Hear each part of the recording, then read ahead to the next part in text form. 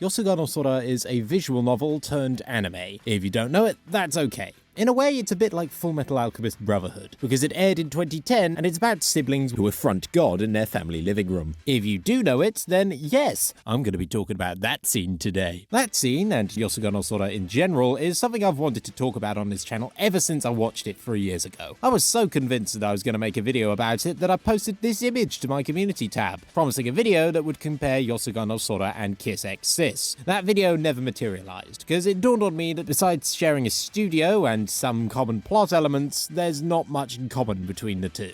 One has stepsisters, one has blood relatives. One is a comedy, the other is a drama. One makes me laugh, and the other is Kiss X Sis. Yosuga No Sora is hilarious. And it's the best kind of hilarious to boot, accidentally hilarious. I love accidental comedy. As the name implies, it's something you can't set out to do. It's a meal with a distinct taste, and you've got a general idea of the ingredients, but no one's got any clue what the recipe is, and they never will. Of course, humor is subjective. One man's banger is another man's bomb, but what people find accidentally funny always comes from the same place, something that's meant to be taken completely seriously. I've got a recent example from the film Obsession, the 2026 horror movie, by the way. It's a very generic title. Now, I've got to say that despite some plot holes, this movie's not too bad. Pretty good as far as horror slop goes. It's from a relatively new director who has a background in making comedy skits on YouTube, and it really shows, since while a lot of the creepy stuff lands, the jokes that are inserted into the movie are done so without them actively ruining the tone or coming off as forced. And it helps that those jokes are pretty funny. As for scenes which aren't meant to be funny, well... One of the first true moments of horror is the restaurant scene, which is really tense. It's where we get the feeling that there's something darker that's taken hold of Nikki, and the acting is great. It's properly creepy. There's no jokes or anything to damage the tone. Yet why? With there being no jokes, is this scene structured exactly like a comedy sketch. There's a setup, escalation, a guy playing straight man to someone going crazy, even something of a punchline at the end. If you removed the framing, then cut the budget by 3 digits, it would feel right at home in something like Whitest Kids You Know. I couldn't help but laugh a little when I saw this scene that I knew I really wasn't supposed to be laughing at. And that reminded me of another time recently that's happened to me. Takopi's Original Sin. Yeah, I really wasn't supposed to be laughing at this one. Takopi's Original Sin is a serious show about serious topics that it takes seriously, and does a seriously good job of taking them seriously. However, there is one fatal flaw with this setup, which is that I'm an edgy dickhead. I see things like the scene in the first episode where Takopi is introducing the string of friendship, and I was thinking, wouldn't it be funny if it just hard cut to Shizuka using it? I didn't think she'd actually fucking do it. That moment was shocking, and it is one of many punches that the show doesn't pull. Episode 2 doesn't let up either, as towards the end of it, there's a scene where Marina has confronted Shizuka again and is beating her within an inch of her life. Takopi is about to go back to the MO of using the happy camera to redo events again, hopefully saving Shizuka the next time, but then comes the realization that that's just running away. It is then that Takopi resolves to save Shizuka here and now, and that he can't stand to see her suffer again. So to stop it, there is only one course of action. The friendship string is thrown between Shizuka and Marina, allowing the two to miraculously stop. It doesn't immediately make them friends, but they start talking it out. Human emotions are more complicated than how Takopi imagined, but at the same time, this action is what starts the end of the cycle of suffering. Nah, just kidding, he staves her fucking skull in. Now, this was not the desired outcome for one, formerly 2 of the people in that forest, but this method turned out to be something that Shizuka is surprisingly okay with. She's more than okay with it. She's overjoyed by it. As Takopi is looking onward thinking, oh god, what have I done? Shizuka is beaming with the strength of the sun as happy music starts playing, and she smiles for the first time, realizing that there really are good things in life. This is Whitest Kids You Know coded. You've got the straight man, the screwball, the incredibly morbid premise. All you need to do is lower the video quality and have someone say the word PCP at some point. Okay, some of the hilarity might have been intentional. It's not like Takopi's Original Sin didn't play up the juxtaposition with the music and the framing, but none of the other bits do that. And this event isn't treated for laughs by any of the cast, so surely this was an accident, right? That little dilemma is the best part of accidental comedy. The voice at the back of your head going, that was intentional, but I just can't prove it. And with all that grounding in the accidentally hilarious out of the way, let's discuss a piece of absolute Yosuga no cinema. Yosuga no Sora isn't the kind of anime you see every day, even from a studio like Feel, because it's an adaptation of an eroge that isn't shy about being an adaptation of something erotic or indeed a game. These characters really are nothing but mammals, and they do it like they do. I can't show that on my channel. But more than just being an eroge adaptation, Yosuga no Sora is above all a drama, and a rather tonally consistent one at that. It's low energy for the most part, you're not going to see any sakuga, but it allows the atmosphere to feel quite nice on the whole, using its countryside setting to great advantage. It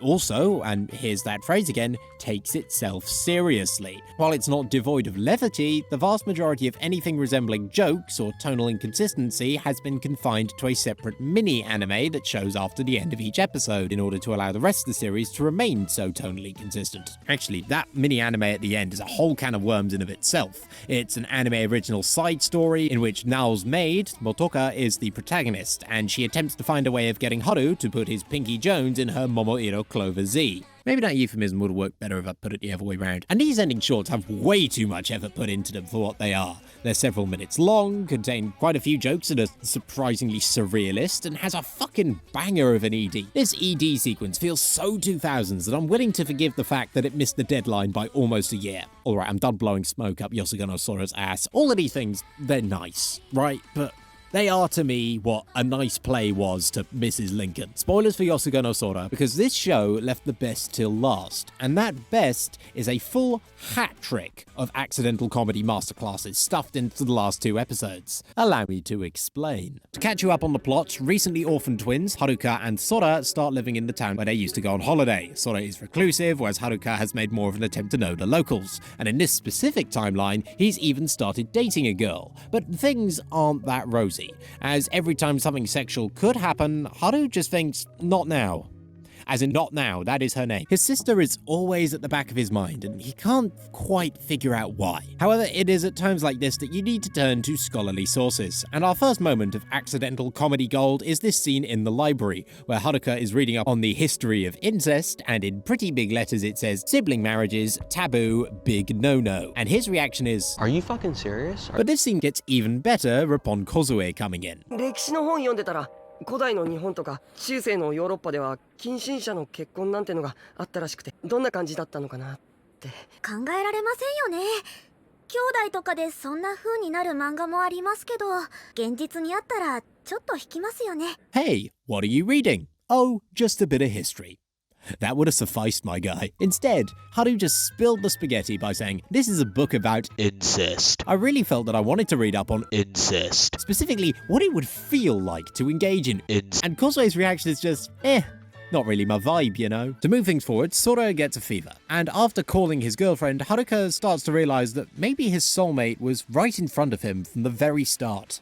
Literally, the very start, they started weighing this relationship up in utero. Haruka and Sora decide that they want to make up for the last 16 years of not fucking each other, and they are doing the nasty basically every chance they get. It is by the middle of the episode that we see the effects of this decision, as by now, Haru can't even sit at his desk without imagining his sister sucking him off under it.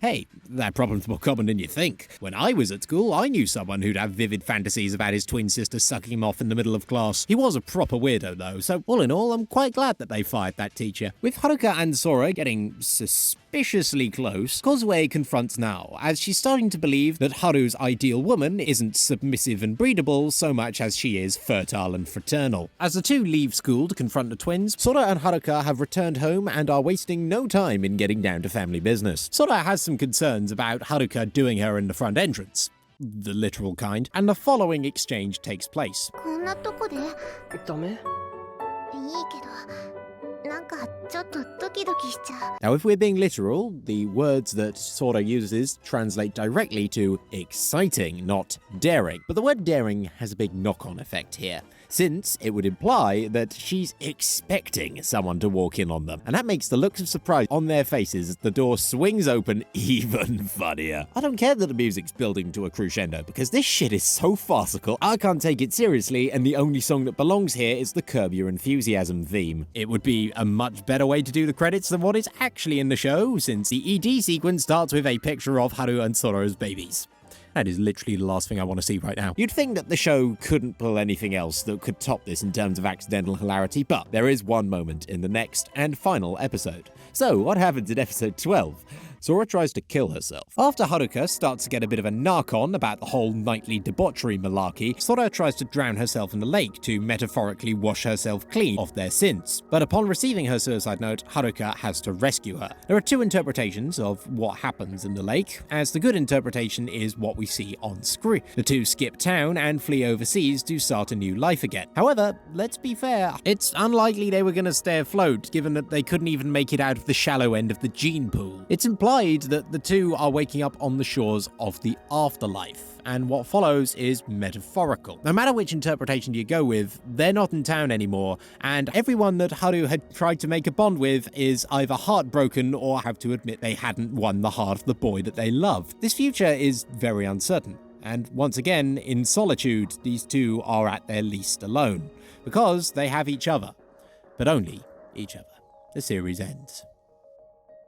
Then we immediately get the comedy miniseries. The tonal whiplash is delectable. And what makes it even weirder is that it's an actually funny episode. It's got my favourite joke in the series, where Motoka slips over the episode title. It's funnier than I'm making it sound, but that's not as funny as the fact they thought they should put this right after the emotional climax. However, I'm glad they did, since it also shakes up what you consider to be the true ending, as the last girl we see Haruka get with is not his sister, because even Sora is forced to kneel to Motoka. Play the long game, you'll win. And honestly, I've got to applaud that. Well, actually, it was more of a... Alright, so Yosuga No Sora made me laugh pretty hard, but I've got to come clean, I wasn't watching it properly. I came into it knowing about the incest, as well as the scene of the twins getting rumbled, because I had seen that Oshinoko parody back in 2023, and boy did we not know quite how canon that would become. It's also worth mentioning that I was just in the appetite for some accidental comedy. It was the end of 2023, and I'd just seen Ridley Scott's Napoleon, another accidental comedy masterclass. So I was going into it wanting to laugh. We must also address the elephant in the room. Yosuga No Sora is a VN adaptation, which are infamous for being unable to adapt upwards of hundreds of hours of content into an anime's runtime. So I am judging what is essentially an incomplete adaptation. The visual novel for Yosuga No Sora is a cult classic, and one that's highly rated by a lot of people. Some of these people include Fuamoko, avid VN connoisseurs, as well as HoloLive VTubers who are also twins. This is the point where I'd like to stop analyzing things.